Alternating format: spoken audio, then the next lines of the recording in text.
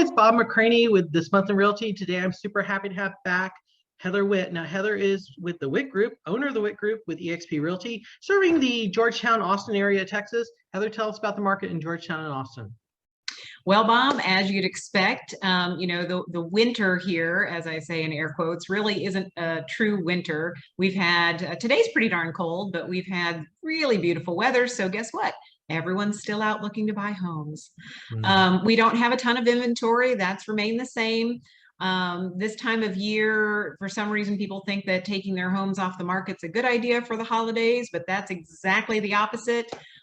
People are out in force. People come to visit family for the holidays and decide, hey, I want to move closer to mom or dad, or vice versa. Mom, dad comes and visits the grandkids and says, hey, I want to live closer to my grandkids. And so that's the perfect time to have your home listed. Well, now that we're into the new year, we still have low inventory. And so we have still a bunch of people looking to move. And of course, as has been the case for the past, year, 2 years, we've got some big companies moving here. They're currently in the process of building out in different locations. And so the surrounding areas are just booming. So we've got a lot of stuff happening. And I wanted to, share my screen real quick here and just kind of show you. I love a good screen share. I know you do. That's why I do it. So if we look here at the active listings versus list price average, this is over the past 2 years. And as you can see, we had a lot of active listings in 2020, and then that started taking a huge decline as we got into 2021. The market went berserk. And we got some more listings as we approached the end of the year, and those have dropped off. And that's the seasonality that we kind of see typically. 2020 was bizarre, but typically we see this where we have lower inventory at the beginning of the year, a bump in the middle of the year, and then it comes back down, right? So our seasonality was a little more normal compared to, last year, but we still had lower numbers of active listings. Okay. That graph shows it all. Look at that. Yeah. And then here, blue is our list price average, right? And so what did we see in 2020? We saw prices kind of, doing what they normally do, just kind of moving around a little bit. And then here we had them go up, and then they, dropped off just a little bit. They're staying pretty high. So our average list price here in the Austin area has gone up considerably. And this represents Williamson and Travis counties as a whole for residential single family homes. Okay. Gotcha. That looks amazing. Good graph. I know. Isn't that a pretty graph? I love graphs. So then we look here at active listings versus our list price average. Okay. So we saw our, I was going to do. Okay, so active listings continued. I don't know why. I was going to show you sold listings. Okay. Apparently, it doesn't want to show you sold listings. That's okay. You can just talk us through it.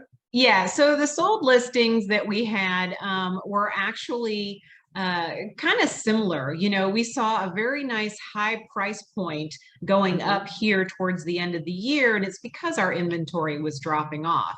And so with less inventory and more buyers, we didn't really have a drop off in the number of buyers interested in homes. And so you still had this flood of buyer interest and less inventory because people were taking their homes off the market. So the prices went up because there were more bidding wars happening. So we're still seeing that. We're still seeing bidding wars, especially in price points like 450 and under. If you're looking for anything in the 350 price point, good luck. It is a crazy, crazy market out there in that price point. I don't care what part of town you're in. So like I just showed a property the other day that was listed sub 400 in Cedar Park, and there were 6 people waiting before us and another 6 as we walked out the door. They had over 30 offers, and it went for well over 80,000 more than it was listed for. Wow. And it was not an updated home. Wow. It was just one of the only homes available in that area. So we still are seeing that. Okay. So it's still a very strong market. So considering how strong the market is, and these owners are sitting on a whole lot of equity, what do we do with that equity? Do we cash out refi? Do we split and buy investment? What do we do with that? That is a great question. And I love talking people through their opportunities that they currently have right now with the equity they built up in their homes. Our interest rates are still way low compared to what the historic average is, which over the past like 30 or so years, we're looking at about a 6.5% interest rate on average. Well, we're still down around 3% right now. So that's an amazing rate. It's like free money practically. So if your mortgage rate is up around 4.5, you might as well consider refinancing anyway. Now with the equity that's been built up, you saw the price points, how they've been going up over the years. In this past year, they went skyrocketed, right? Well, you've built up a ton of equity. That's money like sitting in a bank account almost.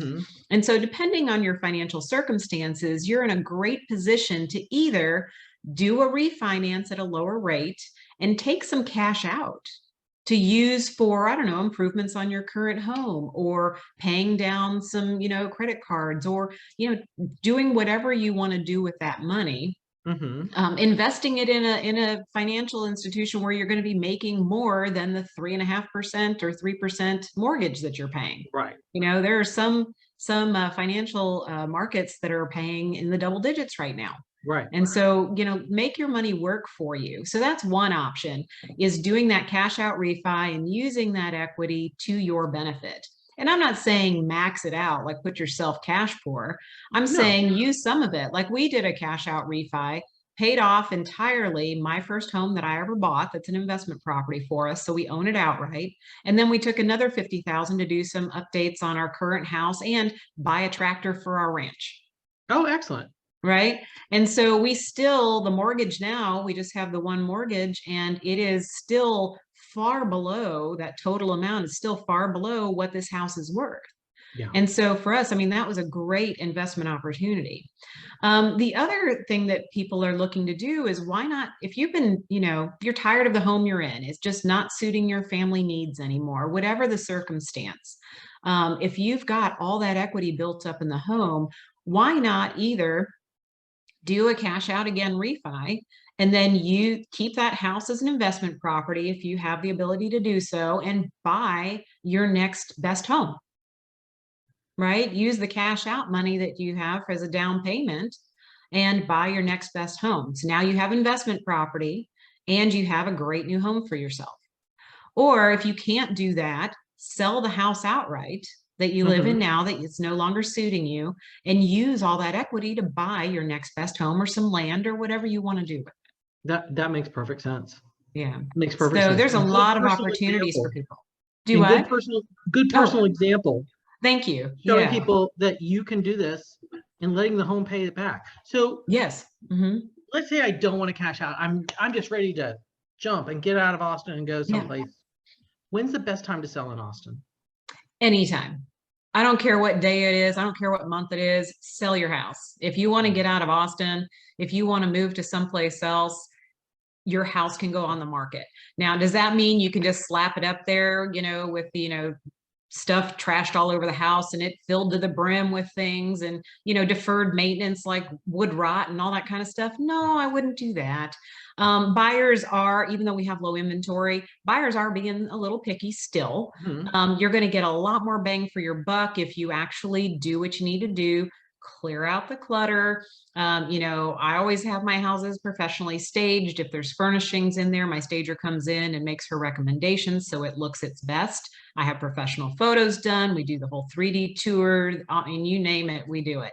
So you still get the most bang for your buck if you prepare your house. Just like, Bob, if you were going to sell a car, do you clean it first, or do you just take it in and get a bid? I do. Yeah, that makes right.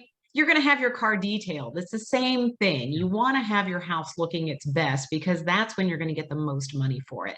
That doesn't mean you have to go spend a ton of money. It just means we need to get it in tip-top looking shape and marketed properly. So I don't care when it is. Now you could stick your house on the market tomorrow. It's a great time to sell in the Austin area. Okay. Heather, how would somebody contact you? Phone number's the best, 512-994-4663.